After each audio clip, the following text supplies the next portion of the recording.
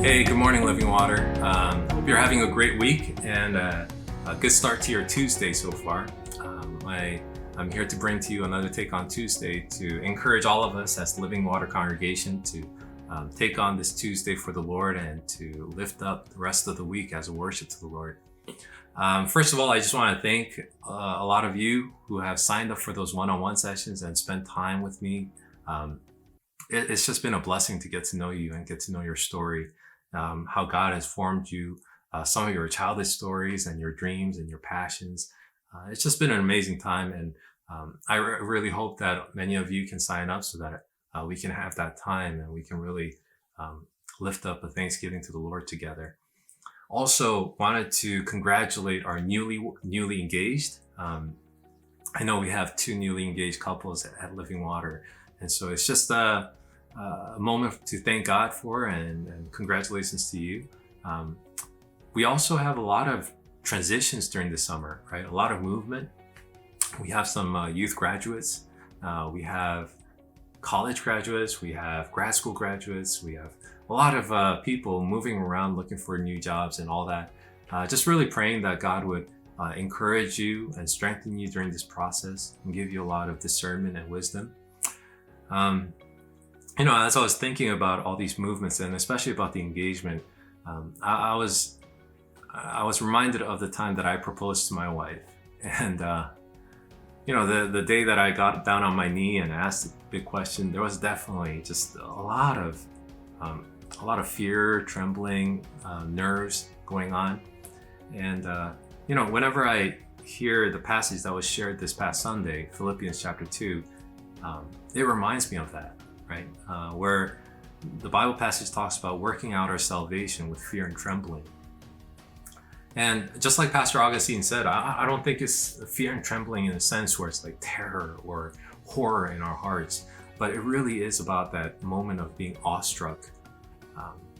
Just this awestruck of like, how can this amazing and holy God love me who is so undeserved, wretched, sinful? And in that moment, as we are showered with his forgiveness, with love, with grace, fear and trembling just like was overflowing in me in that moment. And I still remember that moment.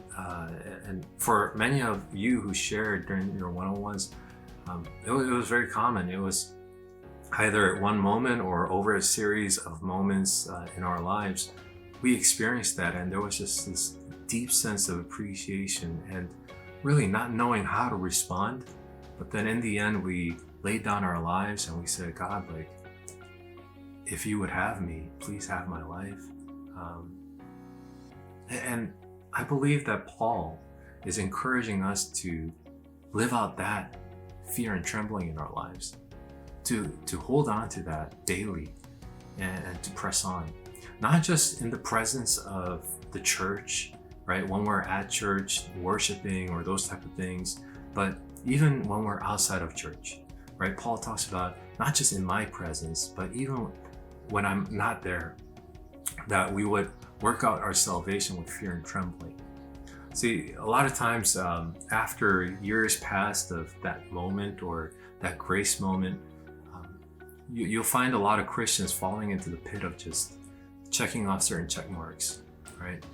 Like waking up in the morning, just giving your wife a kiss, and maybe taking out the garbage, and doing whatever you check off, and you sort of forget about that moment that where your heart was trembling because you wanted to be a good husband or a good wife, or and especially with God, it was like there was this trembling, and it was me trying to say, God, like, I don't know how from my life I could thank you or repay you, but I want to do everything for you. And that trembling cannot be replaced with some check marks of going to church, on Sunday and doing some Bible study and maybe, giving some offering, right? It can't be replaced with that. It needs to be, because it's a relationship that he values, that I value. It has to be one where I'm thinking of how can I express my love in the best way to God. And that follows with the next verses where it says, don't grumble, don't argue about it, right? Because if it was just task-oriented, then we can grumble about it all we want. But this is relationship-oriented. And in a relationship, we know that, like if we were to put on this amazing, extravagant event to express our love to a loved one, but then behind the scenes, we're grumbling about it, right? We're bickering about it. We have this jaded heart. Then, and if the person sees that, then no matter how extravagant the event, it sort of nullifies the expression of our love, right? It voids it out. In the same way, we can apologize in the most polished way. However, if at the end we add a but, and after that but we give a little justification or we give a little side jab to the person, then no matter how extravagant the apology is, it's nullified.